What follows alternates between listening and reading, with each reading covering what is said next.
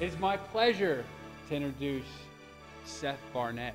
Seth Barnett is a generational expert and a proud millennial. He is currently employed by PPAI, which is the Promotional Products Association International, as their diversity development manager. So for you millennials, I want you to understand, they just make this stuff up. They just found a good man. That's true. And put him in position. I really did just make that up. That's not a lie. He makes his own rules now. True. Check out his shoes. It's true. These are my dress shoes. He's a big boy now. His role is to be an advocate for the industry's future marketplace. Barnett develops new ways for business to meet the growing demand of a diverse workforce and changing buyer market. Seth has an impressive academic resume. It says here on his LinkedIn page, it says Johnson and Wales University, he studied management there. Walden University, some public administration. University of Oxford, behavioral economics. And American Public University Law. Now, it didn't say he graduated with all these degrees. But, yeah, man, this guy's very educated. He's currently married to his girlfriend, Jenny. He lives in Fort Worth, Texas, and he drives a Harley. So I give you Seth Barnett, Reaching the Millennials. What an intro. What an impressive intro, Jim. Wow. I think we can all go to lunch now. Well, thank you guys for having me, and especially thanks to Jim for having me out today. This whole idea of generational diversity is new for the association, and it's really new for this industry to tap into. And I wanted to give you, before we get started, a little bit of background on the reason why I'm allowed to have this conversation with you. And I've been in this industry and have been with the association for over 3 years now. I was their chief lobbyist for 3 years. And this idea developed out of me going to Expo year after year and looking around and saying, our industry is not getting younger. We're not doing enough to bring in the younger generation. And actually, this time last year, last May, our board of directors got together and they said, what are we going to look at strategically for our industry over the next 5 years? And they came up with 3 topics. The number one was globalization. Our industry, our marketplace is becoming more global, and what can we do to meet the challenges of a global marketplace? The second one is technology. How is our industry integrating technology, and what can we do to better help our members integrate technology into their business? The third one is generational demographics, and how is the generational marketplace changing so our businesses are having to update and advance? And that was the one that really stuck with me, and I said, we need to be taking a better look at this other than just having a conversation at our executive level. So I presented this idea of us challenging ourselves to start to look at generational diversity to the board of directors, and they said, absolutely, go tackle this. And so me doing that is presenting this information to you. Part of that is the research and the background that goes into this information.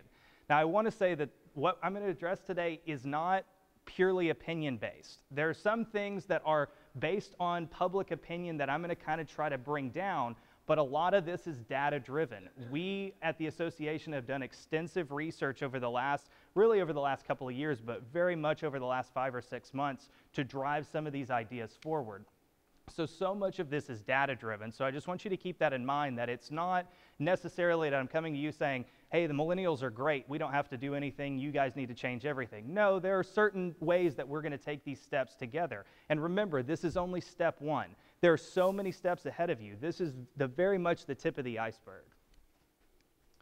So how many in here, of those of us that are in the industry, how many of you are either a one-person operation or you have up to 5 employees? Okay. How many of you have 5 to 50 employees? And what about 50 or more? Okay, so we've got a mix of everyone. I'll say that if you are a one-person operation, a lot of this information about attracting, engaging, and retaining millennials isn't necessarily for you because you're not hiring employees. However, I will say that the information is really critical to doing business in a younger marketplace.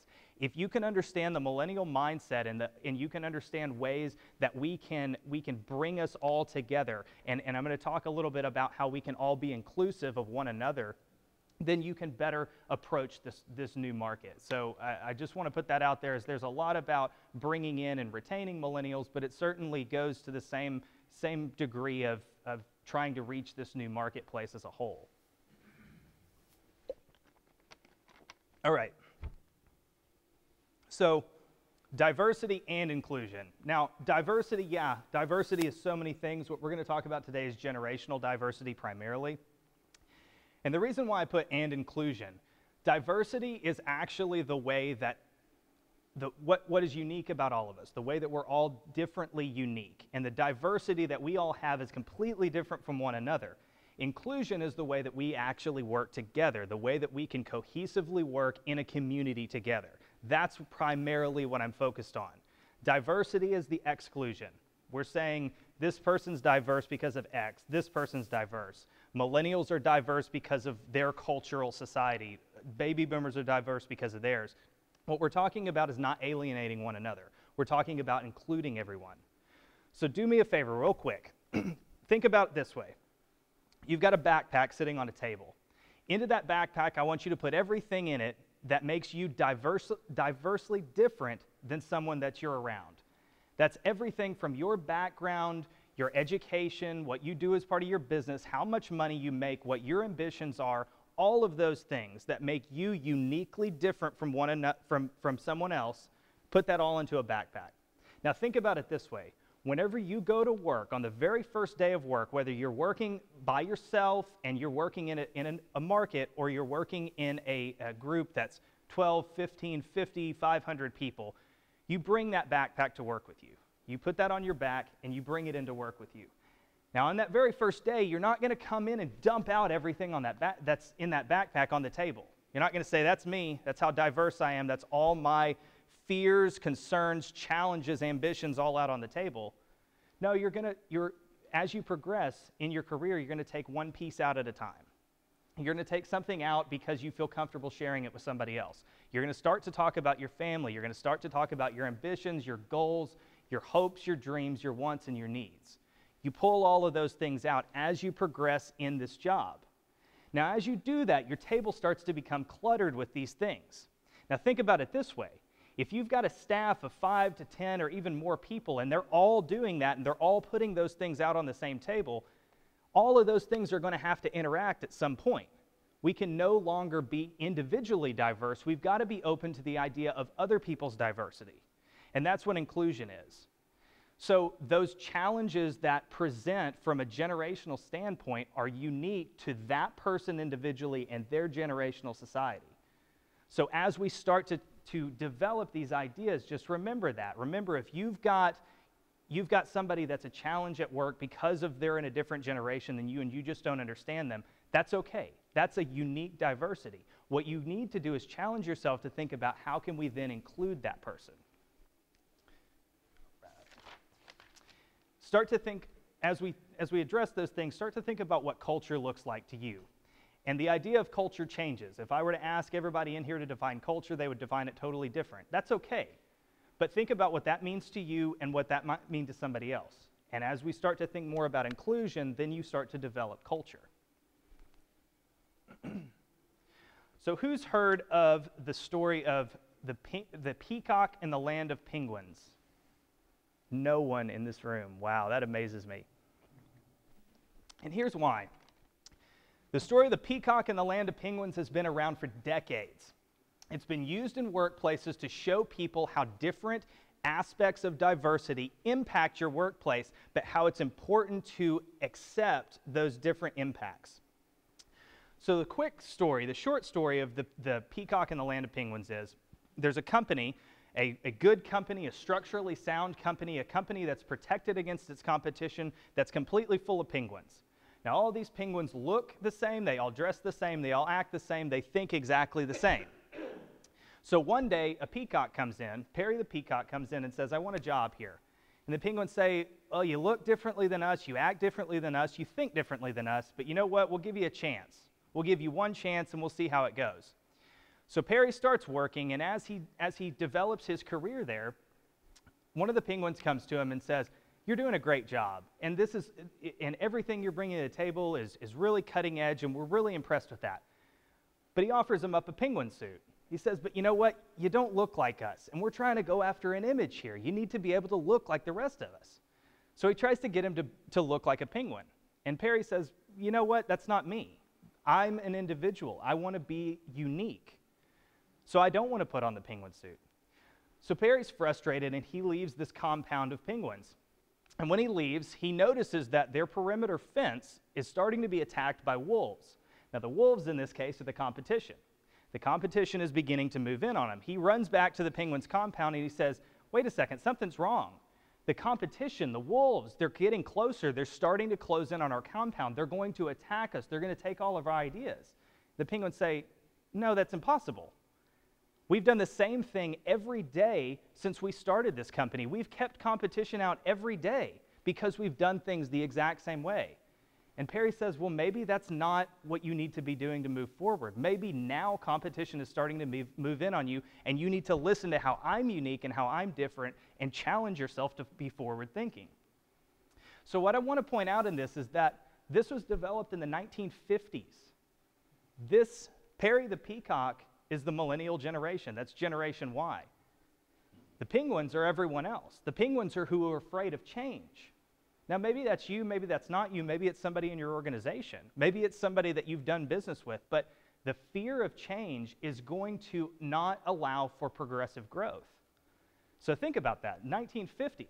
This is at the time in the 1950s, the baby boomers were becoming the new challenge. The things don't change. We're all in this progressive idea of especially of generational diversity. All right, so I want to take just a couple of minutes and really thank all the young folks that are here that came out today to be a part of this. And I want to give you a little bit of background on who we are and what we do. So, yeah, you've walked around and you've seen promotional products and you've seen some of Jim's work, and maybe you've talked to some of these folks that are in the industry and said, okay, well, they're in the product business. But I want to shift your mindset a little bit. These folks are in the marketing and advertising business. Do they specialize in products? Yeah, absolutely. But it's more than that. There's more to this. And some of the things that I wanted to point out is that the fact that we are in the brand association business. And I don't know how many of you are distributors and you talk to your customers about the brand association business, but I want to give you a little bit of background on that.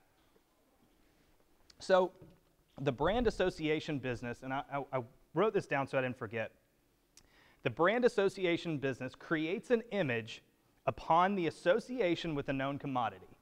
That's what we do. That's what the promotional products industry is. The known commodity is the product. The brand association is how it's imprinted.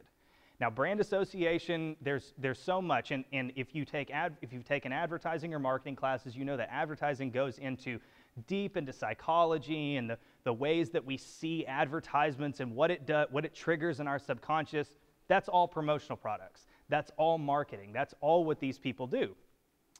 Brand association is about connecting people with those certain brands, those certain marketed items, whatever it may be.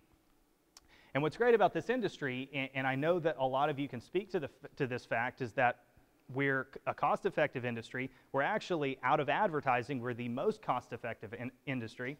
We have the highest rate of consumer, what am I trying to say here? Cost per impression. We have the highest cost per impression, the lowest cost per impression, the highest return of our cost per impression than any other advertising arm, which says a lot. But not only that, it's the retention of information. And that's what's always triggered me. This industry has the ability to share information that's being retained by people more than any other piece of advertising. So when you combine that idea of not only are we cost effective, but we can also help to sell a brand better, it's a win-win. And what I wanted to say for the folks that are either joining us that are not in the industry or those of you that are from the high schools and colleges is that this industry is really about trying to be forward-thinking in marketing. It's cutting edge, it's different, it's creative. And we'll get into that a little bit more, but I just wanted to put that out there to say that as much as those of you that are in this room identify as promotional products people, you're so much more than that. And even the conversations that I've had today, they continue to change and update and challenge my mindset to think of you more as marketers first. I mean, that's truly what it comes down to. So let's talk about this generational shift. And this is what I was joking with Jim about, that he kind of stole my thunder. And yeah, absolutely, the generational shift has already taken place. The millennials have taken over. Generation Y is now the majority in the marketplace. They took over, and in fact, coming down to a date, they took over March of 2015 is whenever that shift actually took place. We will continue to see that progression grow. We will continue to see Generation Y, or the millennials, grow into this marketplace. In 10 years, and I don't know if you know this, but in 10 years, the U.S. marketplace will be 75% millennial. 75%. That's the largest generation to hold one single spot in our economy ever. So for those that think, oh, this is just one more thing, well, it's not.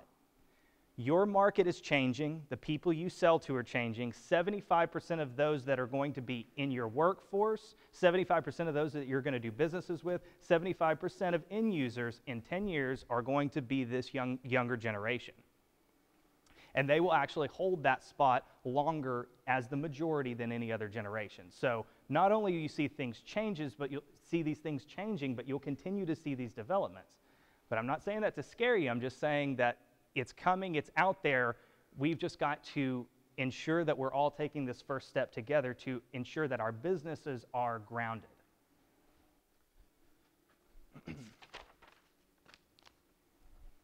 So millennials, so if you type into Google, millennials are, it comes up with, millennials are the worst, they're lazy, they're stupid, they're entitled.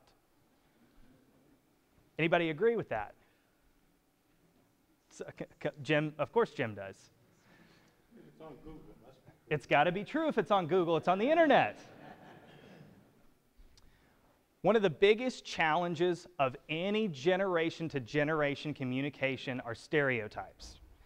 And this sort of stereotype is definitely harmful to these young folks. But it's also very, very harmful to you and your business.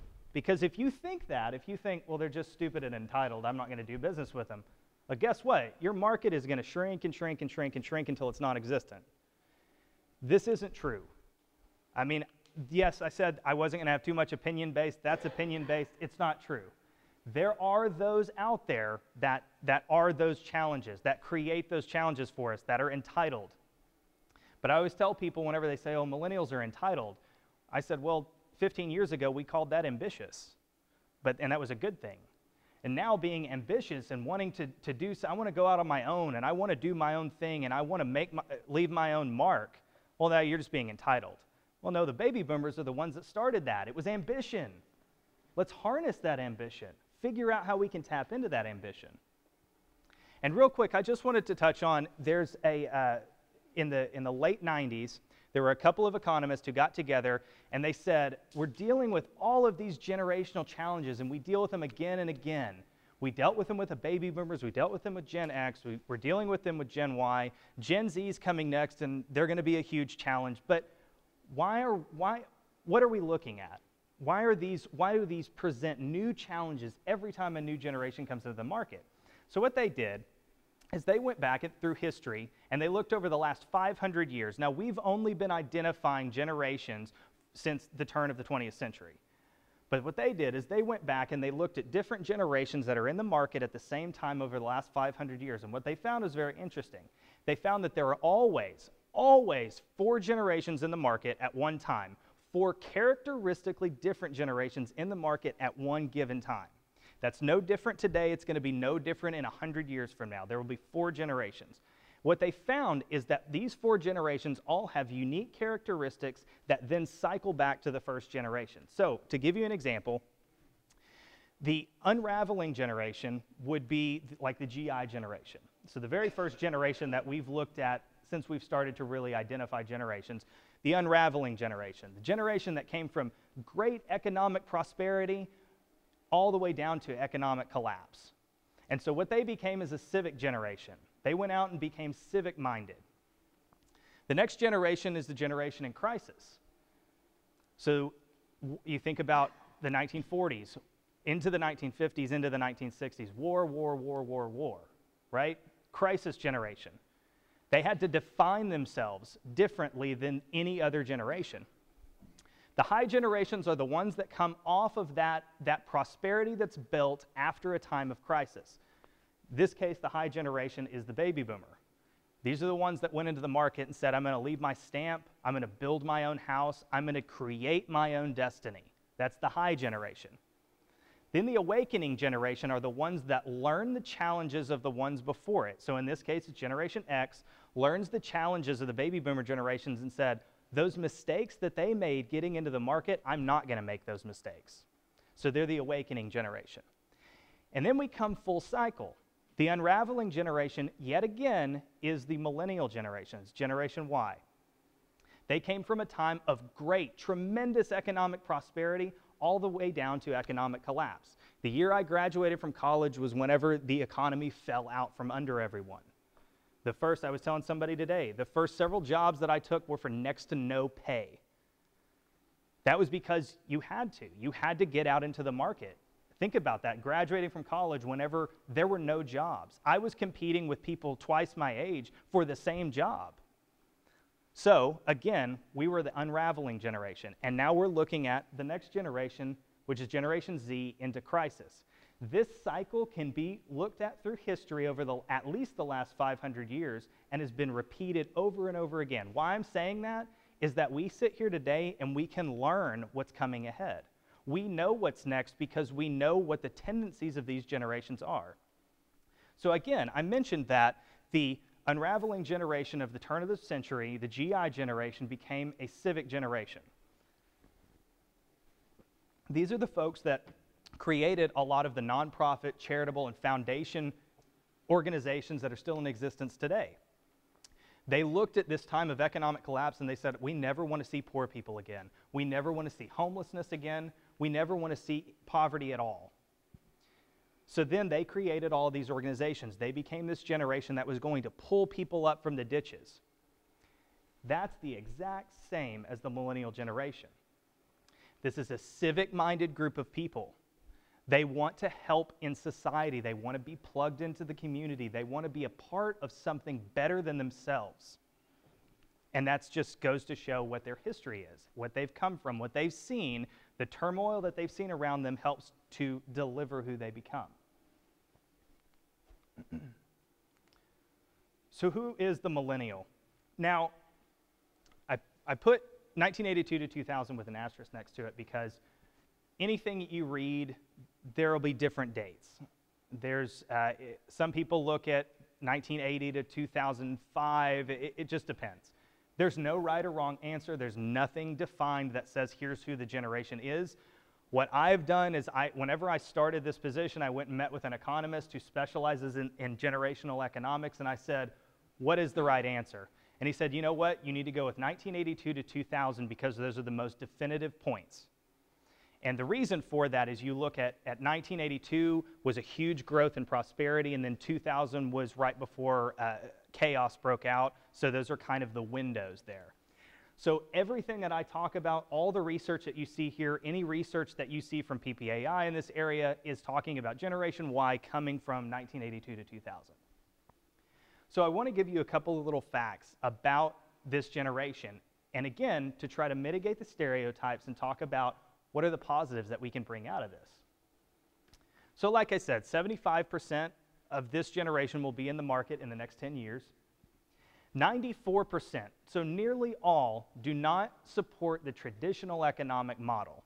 So what's a traditional economic model? That's the way business is done from the very first point of contact to the very last point of contact. They don't support the traditional model. That's okay. That comes with technology integration. It comes with globalization. The world is shrinking. The way we do business is different. We can now do business in different markets all over the world without too much of an added cost. Technology is changing. The way that we access information, the way that we access business is changing, and that's okay.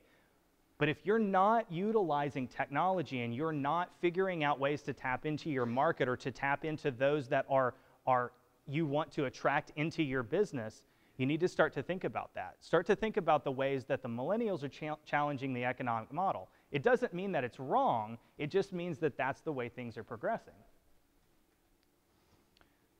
Something critical, especially if you're somebody that either has millennials working for you or you're somebody that's going to be hiring millennials in the near future, they expect, one of the key things is they expect their personal life to take precedent over their professional life. I can absolutely attest to this. I want my personal life to take priority over my professional life. It doesn't mean I'm not willing to work. It doesn't mean I'm not willing to challenge myself at work and to be there when I'm told to be there and do all the best that I can. But at the end of the day, I want to shut it off. I want to go home, be with my family, not check my emails, not have people calling me. And I realize that sometimes that's not the way that business works, especially in this industry. It's okay if sometimes there's an exception, but you've got to be open to allowing for personal life to take precedent over professional life. Sometimes that means including the personal life in the professional life. Maybe there are opportunities for you and your staff to get involved with your family staff. Bring everybody together. Remember, don't exclude, try to include. And also another critical point, 66% of the millennial generation will switch careers at some point in their life. That's the highest of any generation, and I think it's great. That means for you guys, 66% of you will switch careers at some point in your life. I'm one of those. I've switched careers 3 times in my life. It's the way that things are done today. It's the way we don't go. My parents were ones that graduated from college, they went and got a job, and they sat in that job until the day they retired. They didn't have to like it, but they sat in that job until the day they retired. That's not the case anymore. Why? Because there are options.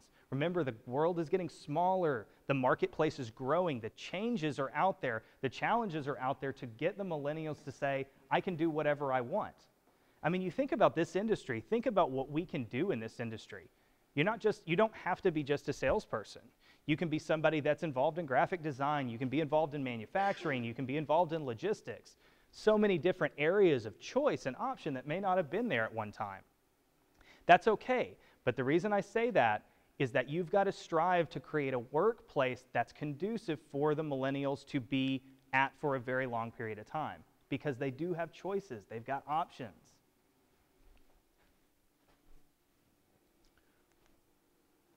So one of the things that I did whenever first creating this whole idea of how are we going to start to challenge ourselves to look at this idea of generational diversity was to start to minimize those stereotypes that are out there and to start to tell people that what society says as a norm for this generation, just like what society has said for other generations coming into the market, may not necessarily be true. So for example, society describes the millennials as impatient, they only seek fame and fortune, they're impossible to work with, and they're entitled. Okay, that's what society says, and that's okay. That's okay that that's out there. For those of you that are millennials, don't let that deter you. It's okay. So what I did is I went in and I asked a group of college freshmen, I told them, I said, here's what society thinks of you. They think you suck. What do you say to that? And remember, these were college freshmen, green behind the ears, didn't know what they wanted to do yet. So I asked them some of the things that came out. For example, on I only want fame and fortune, somebody said, I don't want to be famous, but I want to be remembered for what I do. That's a pretty bold statement from a freshman in college. I don't want to be famous, but I want to be remembered for what I do. That's the fame and fortune part. A long time ago, whenever the baby boomers were coming into, well, not just the baby boomers, all these different generations coming into the marketplace, everybody wanted their piece. Everybody wanted something to have that's their own. Baby boomers took that a step further. Baby boomers were the ones that said, I want to put a stamp on something. I want my mark left. So that statement about I want to be known for what I've done That came from the baby boomers. That's something that we learned from the baby boomer generation. Did you know that there are actually more businesses, companies, foundations, organizations, trusts named after baby boomers than any other generation? And I'm talking like 5 to 1. That's that, I'm going to put my stamp on something. I don't know what it is, but I'm going to put my stamp on it. Millennials have that too.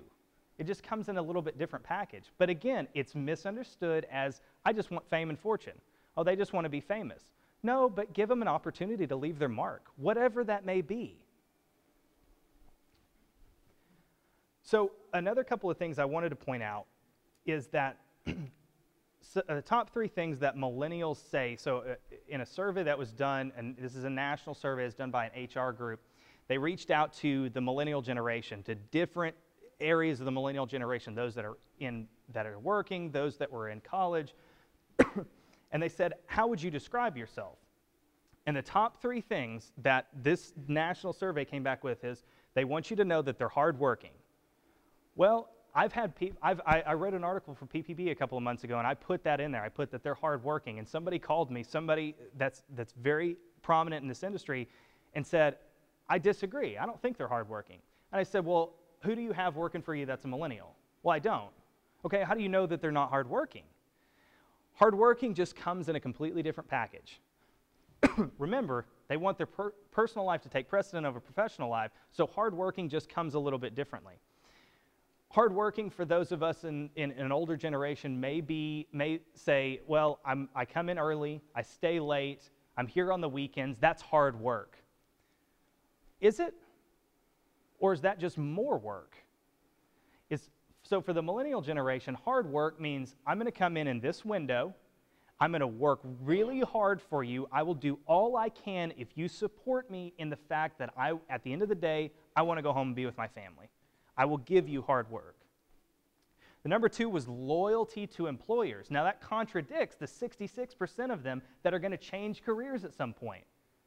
But loyalty to employers comes with, if you're able to provide a workspace that remember, engages and interacts everyone, including the millennials, then they'll be loyal. There's value, there's more value placed by the younger generation, there's more value placed on your culture and your workplace than on the dollar they receive. First generation that's happened in. There's more value on that. If you provide a good, safe, fun, engaging workplace, and even if I don't make as much money as I could at XYZ company, I will stay with you, I will be loyal to you. And they're also people savvy. Now, people argue this because they say, well, no, they're not. They're disengaged. Always on their cell phones. They're always on their tablets. They're always on Facebook. Again, that's just people savvy in a different way. Whenever this survey was done, one of the comments that somebody made was, how are you say I'm not people savvy? I do business through Facebook. They connect with their clients through Facebook. There's nothing wrong with that. They're still connecting with their clients. They connect with their clients through Facebook, and then at some point in that interaction, they pick up the phone and make a sale. That's okay. That's a good thing. It means that they want to be closer engaged to their customers. So again, they're people savvy. Also, another thing that came out of that was they asked them, they said, what is the purpose of business? So again, these are young people, maybe just about entering the marketplace. What's the purpose of business? Purpose of business is to, and they said the top 3 things, improve society, generate profit, and drive innovation. So improve society. Again, that goes back to the civic piece. They want to improve society. Do you offer a way to improve society? You do. You have the ability to do that. Getting involved, let's say you've got a business, you've got an organization, and you want to adopt a charity. You know how much money that costs? Nothing. At PPAI, we have adopted a couple of charities that our staff can get involved with. And let me tell you, our millennials are all over that. We've got several millennials that work for us, including myself, and we try to do community service work as much as possible because we're a civic generation. That costs us nothing to do that. So improve society. The second one, generate profit. Obviously, that's all what we're trying to do. For those of you curious about this industry, can you make money in this industry? You better believe it. You can make as much money as you want to. It's truly endless, the possibilities in the industry. So generate profit. Number 3, drive innovation. We can drive innovation in this industry. That's what's great. We already are doing that. We're already driving innovation. I don't know if those of you that go to Expo or Expo East, if you walk around the trade show floor, you'll see new products that are introduced in this industry. It always amazes me to walk around and see what products are being introduced. People bring their products, their new patents to this industry to try to showcase them because they know they can maximize the amount of hands that those products get into. We drive innovation like crazy.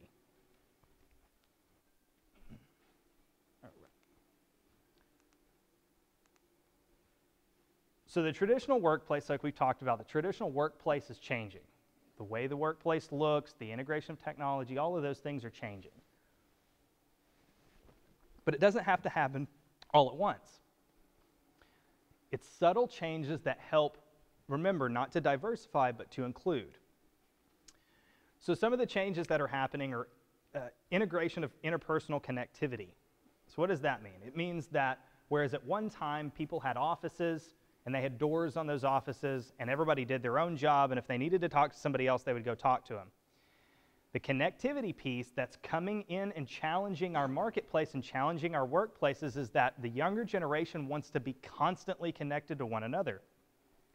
Now, this doesn't necessarily mean you've got an office and you have a completely open floor plan, because privacy is still important, but it just means you've got to be open to the idea of connectivity. You've got to be open to the idea of continuous teamwork.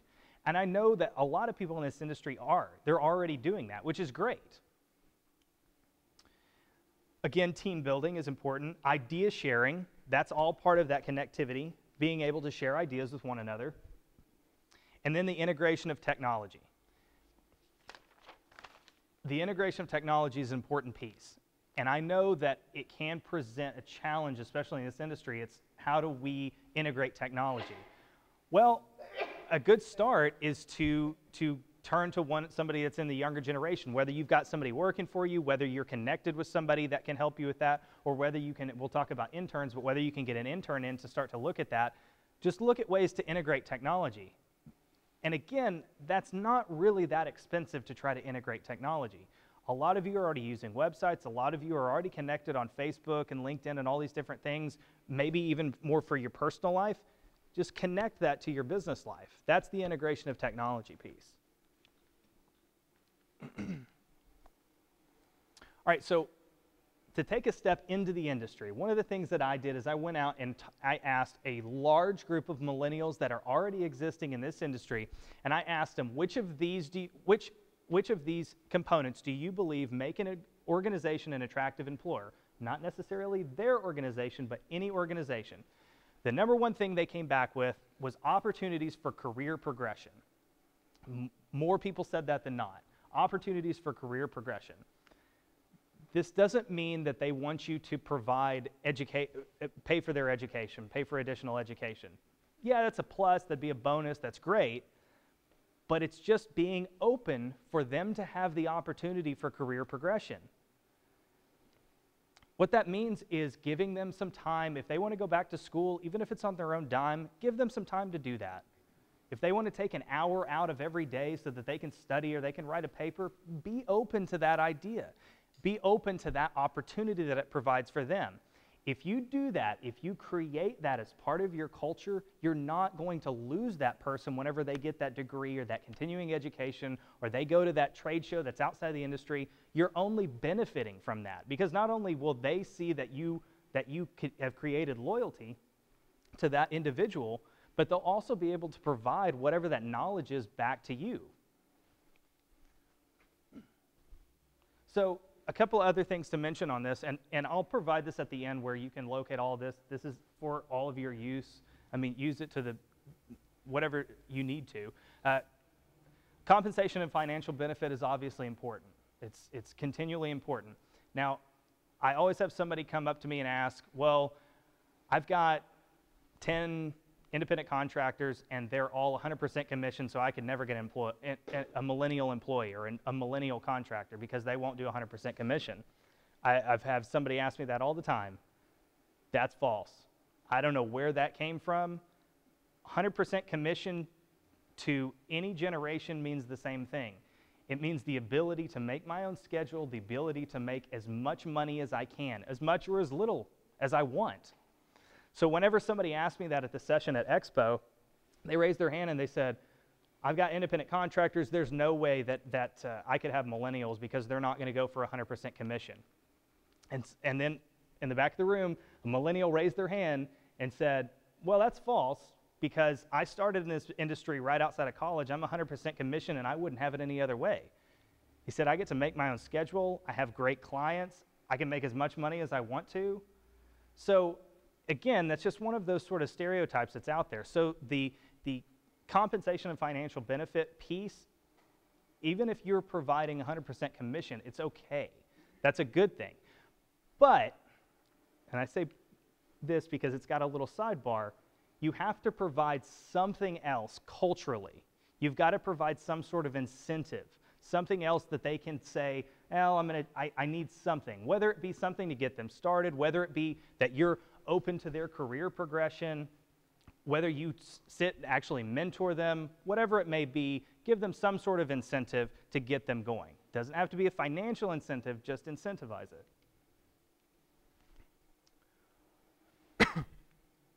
So I wanted to address for you young folks that are here, this is the part for you. So I want you to challenge yourself to think about something today. I want you to think about how you look to these folks around here, how you look to, if you're going into college, what do you look like? What does your future look like to those admissions people? Start to think about your needs, wants, your desires, and your interests. Those things are components that make up your individual brand. So make up your individual brand by start to thinking about those things. And the reason why I put that up there is that's kind of a sidebar to what Jim was talking about this morning and about how you're networking. If you think about your needs, desires, interests, and ideas and your goals, if you start to kind of compile that together, then you can better have conversations with everyone else. And then I want to address that to everyone else here and say, if you've got a millennial staff member, start to talk to them about these things. What are their ambitions? What are their goals? What are their desires? You're not pushing them away. You're not having those conversations to push them out. You're having those conversations to say, I care to listen to you. I care to actually take this information in and then see where that leads them. So leading the millennial, what does it take to actually, you've got them in your workplace, you've got them in your organization, what does it take to actually lead them? You have to push them, but not to pacify them. It's okay to push. We all need a little push. That's okay. But you've got to do so in a way that they understand. You can't ask them to work 16, 20-hour days for no reason. You've got to be able to push them to say, here's why we're doing this. We're all pulling together as a team, and we're all going to make this happen. And then next week, we won't have to work as much, whatever it may be. Push them, but don't pacify. Focus on teamwork. I can't emphasize that enough. Teamwork is critical. Ensure that you're having a collaboration of everyone on your team. If you've got a very large team, make sure that you are connecting with individual groups of your team and make sure that they are communicating efficiently. Encourage hard work and give feedback, and I'll say give feedback often. So we all know that millennials all want a trophy, right? Everybody wants a trophy. That's feedback. The trophy is feedback. And I'll give you a little, because people always ask, oh, well, don't millennials just want a trophy? And I said, finally, somebody came up to me and asked that, and I said, you're right, absolutely right. When I was 3 years old, I was on a soccer team. Our soccer team came dead last in the tournament that we had. We were dead last. So what did I do? My 3-year-old self in my little soccer uniform, I marched down to that trophy store. I said, give me a participant trophy. Right? No. My parents handed me a participant trophy. I didn't do that to myself. We didn't create the give us a trophy scenario. That was created by someone else. But guess what? It's ingrained in us. I'm sorry. That's not going to change. The trophy is the feedback. If they did something good, take 30 seconds out of your day and say, you did a great job on that. Even if you feel like they don't deserve that, doesn't matter. Take the opportunity, hand them that little trophy. It'll go a long way. It'll go a long way to creating loyalty. Stay on an even plane. Especially if you've got a bigger staff, stay on an even plane. Don't create pockets. Don't try to exclude. Try your best to everyone stay on an even plane. Have open conversations. One of the things that I can say we do great at PPAI is we all get together once a month and we have a conversation about everything that's going on. Whether it be way up in the executive level at the board of directors, we know everything. Every staff member down to the very bottom knows everything that's going on. Why? Because we trust each other. We're on an even plane. Don't stereotype. Don't stereotype. If you don't stereotype these young folks, they will not unfairly stereotype you. I promise. Just don't stereotype. Take a step further whenever you hear or see those stereotypes about the younger generation. Yeah, there are those people out there, but it's not the whole. And focus on the value, not necessarily on the dollar. Think about what your culture looks like and focus on that cultural understanding instead of focusing so much on the dollar, especially whenever it comes to the younger generation. Are you providing a workplace that's civic? Are you providing a workplace that's conducive to teamwork? Are you ensuring that all of these things are in place so that you're not having to focus so much on the dollar for that individual person? And then I put reverse mentoring up because if you are someone who has a younger person that's working in your organization, or somehow you're connected to a younger person and you're still struggling with this whole idea, reverse mentor. That means have that young person be a mentor to you. Get them to show you something that you didn't know. Get them to teach you some things that you didn't know. Not only will that go a long way to creating loyalty, because then they will see that you're interested in what they have to say and what they care about, but I guarantee you'll learn something. So real quick, I'm going to turn this on and let you see a video from Brittany David. And if you don't, thanks, Jim. If you don't know Brittany David, she is the Vice President of Sales at Snugs, and she's also on our board of directors, and she's also a proud millennial. Hey, it's Brittany David, Vice President of Sales at Supplier Snugs USA, and one of the hot topics that seems to be going around lately is how do you engage and retain millennials. So I have a few little tidbits to share. Keep in mind, I don't think that these are specific only to millennials, but I do think that they're really important whenever you're looking at how to kind of cater to that generation and what's important to them. So one thing I would say is make sure that you challenge them and make sure that you set goals. This is extremely important as people look to move up in their career. They want to be moving forward, they want to learn, they want to be challenged, and they want to feel a sense of accomplishment. So let them prove themselves and make sure that you're giving feedback, both positive, what they're doing well, but also constructive feedback to help them get better. Another thing that I think is really important is make sure you give them opportunities to get involved. I think this is to be said for any retention that you want, but especially that younger generation. One thing that we do at Snugs is we have different committees. So we have a service committee, we have a wellness committee, we have an events committee, where it allows different people to get together from different departments, be an active participant, get to contribute, and kind of have a sense of community, which is really important. Again, like I said, I think that that's company-wide, but especially important for millennials. And also, give them an area or a platform to share ideas. One thing that we have started this year is called a Big Boards meeting, which each department holds one.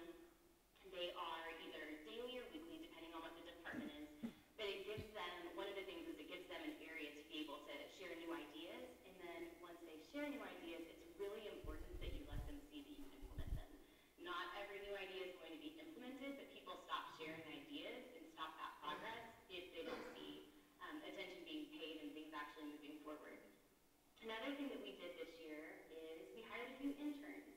And with that, I could talk about interns for a very long time and tell you about the program. So if you want to contact me after this, I'm more than happy to share some ideas with you. But I think there's two types of interns. There's an intern that is going to be here for a short amount of time.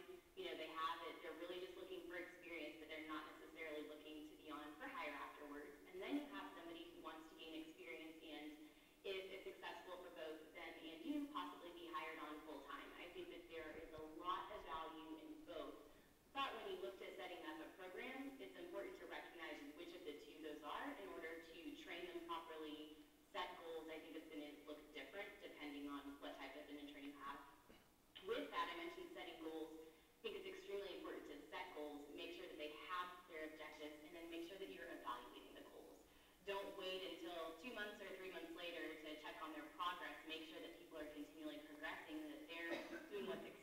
them and you're helping them move forward, that'll also enable you to make sure that they're actively engaged. So with that, make sure that there's an end game.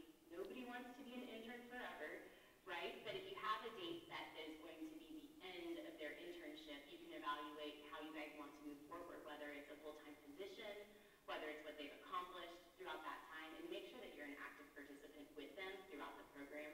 I think the days of internships that are just there to push papers and answer phone calls are kind of the wayside. That's not what an intern program should be. An intern program should set people up to move forward and set them up for success in their career, whether that continues with you at your company or whether you just set them up for success somewhere else. So like I said, if you wanted to have any conversations or have questions about the intern program, I have a lot to share, so good luck. So if anyone knows or has ever come across Brittany, I dare you to call her entitled. You talk about somebody that's ambitious. There's somebody that came right out of college, started in this industry, and has excelled the entire way because she's worked for organizations that allow for that. They allow for her to do those sort of things, which is tremendous. So one of the things that she talked about was internships. If you are a one-person operation or a 500-person operation, you can get an intern. And I encourage you to do so. There are so many things that we can do to plug interns into this industry. And PPAI is going to start an intern match program next fall. So I put this out there to not only you young folks that are going into college, don't start a career. I will say this, do not start a career without taking an internship. If you think you want to go into a certain field, take an internship in that field and see if it's really where you want to be before you actually take a job in it. And then for everyone else, find an intern, get an intern. We're going to have this intern match program where we find you an intern that works with you, whatever you're doing, whatever job you want to create, and then at the end of that program, and then we take care of all of the logistical pieces of plugging in everything they need from the university, all the legal things. We will help with all of those. And then at the end of that program, the intern has a chance to get a scholarship from us after they conclude their participation. So please think about that, especially as you start to think about these ideas of reverse mentoring and how you integrate technology and all of these things. You can put that on somebody else. You can put that on the intern for a few months and then figure out what ways you can then advance your business from that one particular program. I definitely encourage you to stay connected with us. If you haven't been on the PPAI site and seen the diversity page, look at it. All of this information, all this data, all this research is all on there. So check that out, use it, copy it, put it on your website. That's for you, it's for this industry. It's not for PPAI members, it's for the industry as a whole. This is for everybody's benefit. If there's something that you don't see up there that you want to see, just let me know. We will get it taken care of. That's the reason that this exists now, is to help. The reason the association exists is to help your business, foster your business through growth. This is all part of that. So feel free to connect with me, and then if you haven't checked out, since I will add a plug for next week is Promotional Products Work Week, find some way to connect with that. Find some way to participate, get your staff involved, look at promotionalproductswork.org to find some ideas. But think about something that you could do for that. This is great for you to be here today. It's a great first step in that, but definitely I encourage you, especially if you've got staff, to get them involved just to see this industry on a bigger scale and kind of see the scope of it. And I want everyone that's in the industry, I want to say thank you to everybody, but I want you guys to give it up for these young folks that are here today. It's really, really, really important that they're here, and I think that's tremendous. To take the opportunity to be here is huge, so thank you guys very much. And thank you, Jim. I appreciate this opportunity.